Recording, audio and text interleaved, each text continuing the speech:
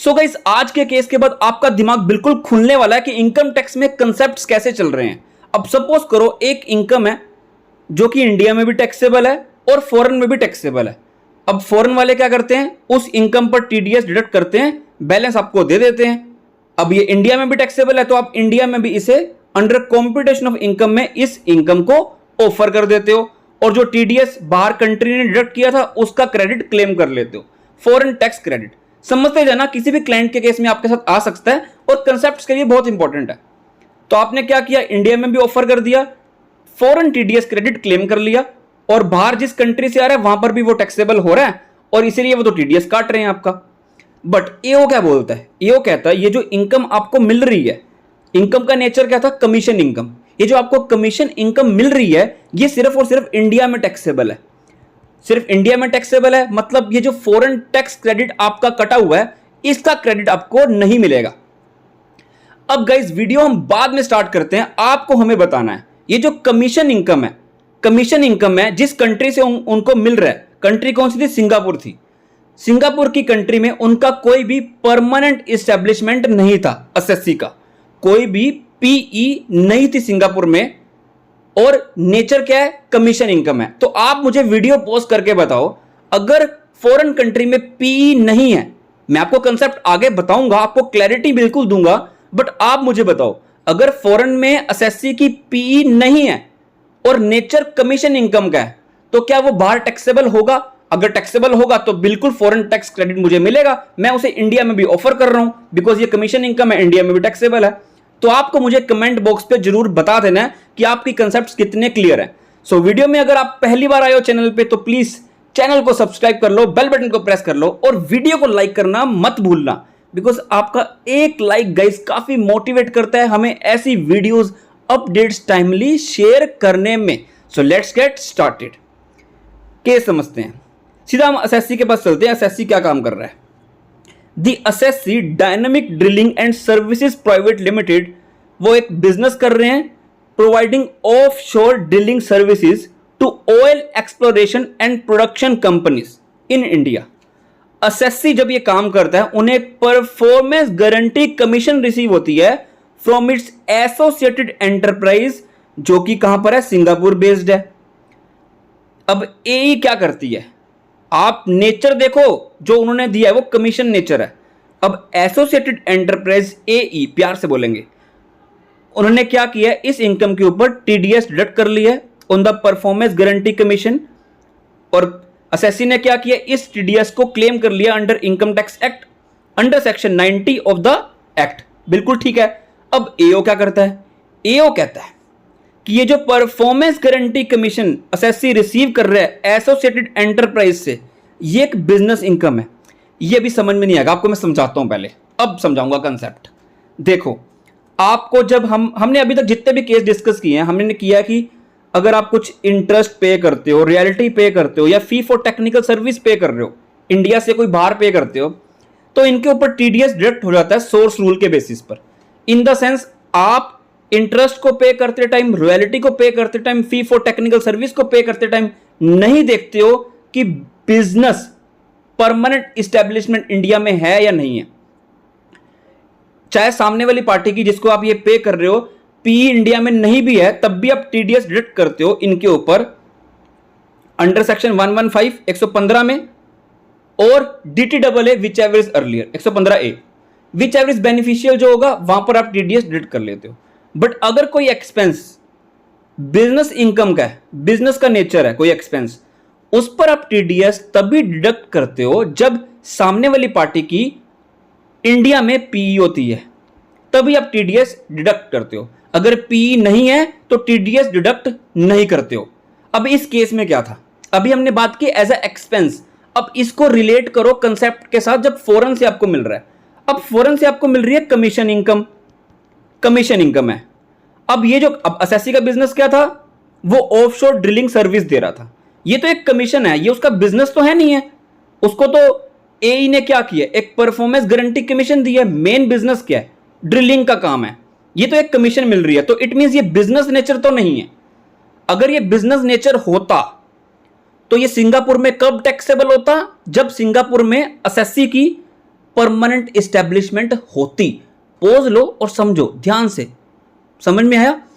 Commission Singapore में अगर business income होती, जो कि नहीं है, क्योंकि एसएससी का काम क्या है? ड्रिलिंग का। कमीशन उसकी बिजनेस नेचर नहीं है। अब बिजनेस नेचर नहीं है तो पी चाहे सिंगापुर में है या नहीं है, टैक्सेबल तो हो जाएगा। तो सामने वाले सिंगापुर वाली पार्टी टीडीएस तो डिडक्ट करेगी, ठीक है ना। अगर ये बिजनेस नेचर होता एसएससी का, सपोज करो, तो ये टैक्सेबल सिंगापुर में तब मानी जाती जब एसएससी की परमानेंट एस्टेब्लिशमेंट सिंगापुर में होती। केस है, बट इस केस में जो कमीशन इनकम है वो बिजनेस का नेचर नहीं है। अब नहीं है तो हमें देखना ही नहीं है पी चाहे सिंगापुर में है या नहीं है, तो टैक्सेबल तो वहां पर है ही है ये जो वो कमीशन पे कर रहे हैं। तो इसके ऊपर उन्होंने काटा था टीडीएस, जो कि SSC foreign tax credit claim कर रहा था और इस कमीशन को इनकम टैक्स में भी ऑफर कर रहा था। अब पढ़ते हैं, समझते हैं।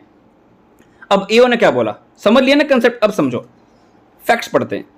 एओ बात करते हैं, हाउ एवर हेल्ड दैट ये जो परफॉर्मेंस गारंटी कमीशन है जो एसएससी रिसीव कर रहा है फ्रॉम इट्स एई, ये एक बिजनेस इनकम है। अब ये बिजनेस इनकम होगी है, उन्होंने बोला कि हाँ ये बिजनेस इनकम है।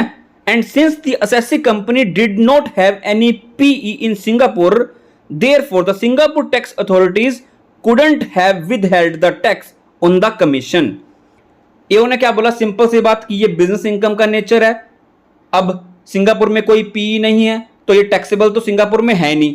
अब टैक्सेबल नहीं है तो टीडीएस क्यों काटा है, इसलिए मैं रिफंड नहीं दूंगा। तो एओ का पॉइंट ये था कि ये सारी इनकम इंडिया में टैक्सेबल है।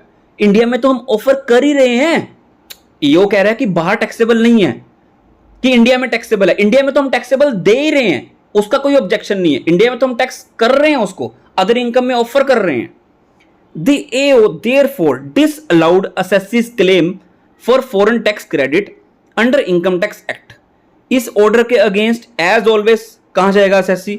सीआईटी अपील के पास। सीआईटी अपील ने भी एओ का फेवर ले लिया। अब कोई ऑप्शन नहीं है, आईटीएटी के पास चले गए।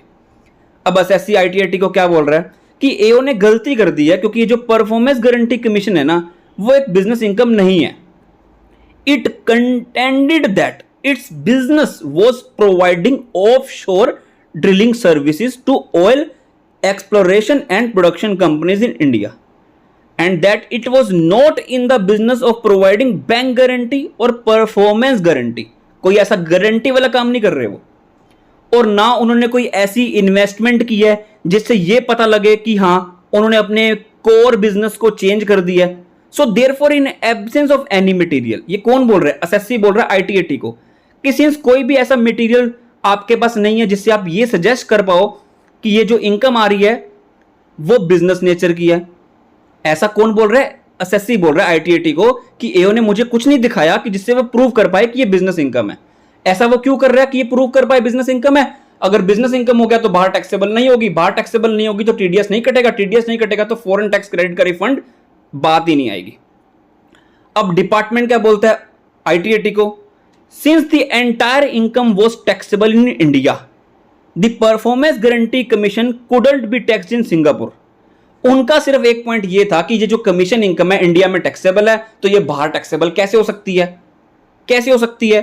एंड देयरफॉर जो टैक्स डिडक्ट किया सिंगापुर में उसका क्रेडिट नहीं मिलेगा। आगे पढ़ते हैं। अब आर्टिकल 7 इंडिया सिंगापुर डीटीडब्ल्यूए का क्या बोलता है? वही जो मैंने ऊपर कंसेप्ट बताया कि बिजनेस इनकम के नेचर को टैक्सेबल कहां किया जाता है? जहां पे पीई है, ठीक है, वो बात लिखी हुई है। अब आईटीटी ऑब्जर्व्ड दैट बिजनेस क्या है एसएससी का? Was not of providing bank guarantee और परफॉर्मेंस गारंटी। मेजॉरिटी उनकी रेवेन्यू किस पे आ रही है? उनकी कोर एक्टिविटी से, जो कि है प्रोवाइडिंग ऑफशोर ड्रिलिंग सर्विसेज।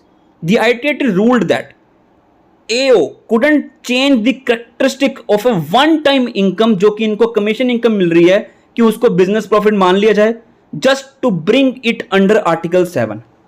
क्योंकि अगर बिजनेस प्रॉफिट आर्टिकल 7 में कवर हो गया तो वो टैक्सेबल फॉरेन कंट्री में तभी होगा जब उसकी पी होगी। हालांकि ऐसा है ही नहीं है, बिजनेस इनकम तो है ही नहीं है, पी देखनी ही नहीं है, तो वहां तो टैक्सेबल है ही है, तो टीडीएस तो वो काटेंगे ही काटेंगे।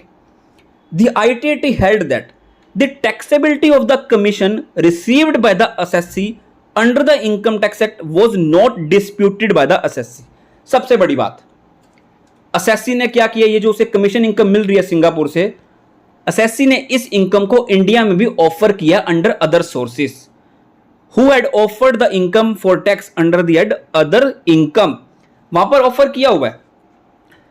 The ITAT noted that the commission paid to the assessee was taxable under the Singapore Income Tax Act, even if the assessee had no P in Singapore. वही मैंने बोला ना कि अगर बिजनेस नेचर नहीं है तो चाहे सिंगापुर में पी नहीं भी है तब भी वहां सिंगापुर में टैक्सेबल होगा और फॉरेन वाली पार्टी टीडीएस काटेगी और मुझे रिफंड भी मिलेगा। The ITAT held that since the income was taxable both under Singapore income tax law as well as in the Indian income tax law, अब ये कमीशन इनकम सिंगापुर में भी taxable है, India में भी टैक्सेबल है, इसलिए जो भी टैक्स क्रेडिट फॉरेन से मिलेगा वो असेसी को अलाउ कर दिया जाएगा। Tax credit had to be given to the assessee on the same income which had been offered for tax in India. दो जगह टैक्सेबल हो रहा है ना, तो टैक्स क्रेडिट तो मिलेगा ही मिलेगा। The ITAT therefore allowed the assessee's appeal and directed the AO to allow the assessee tax credit in the relevant assessment year. Case title आपके सामने है, इसकी कॉपी आपको मिल जाएगी मेरे टेलीग्राम में, वहां से समझना काफी डिफिकल्ट लगा, हमने आपको इजी लैंग्वेज में समझा दिया है।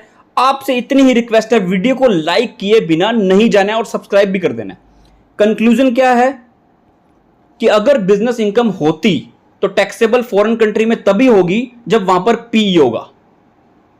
ठीक है, सपोज करो ये बिजनेस इनकम है तो वहां पर पी नहीं है तो टैक्सेबल वहां होती ही नहीं, तो टीडीएस भी वो काटते नहीं। बट अगर ये बिजनेस इनकम नहीं है, कमीशन का नेचर है, तो वहां टैक्सेबल है ही है, चाहे पी है या नहीं है, टैक्सेबल वहां पर है तो टीडीएस काटेगी और मुझे रिफंड भी मिलेगा क्योंकि इंडिया में मैं इसे ऑफर कर रहा हूं। सो आई बिलीव आपको वीडियो काफी अच्छी लगी होगी। वीडियो में कुछ भी लाइक करना मत भूलना। Till then goodbye and thank you so much.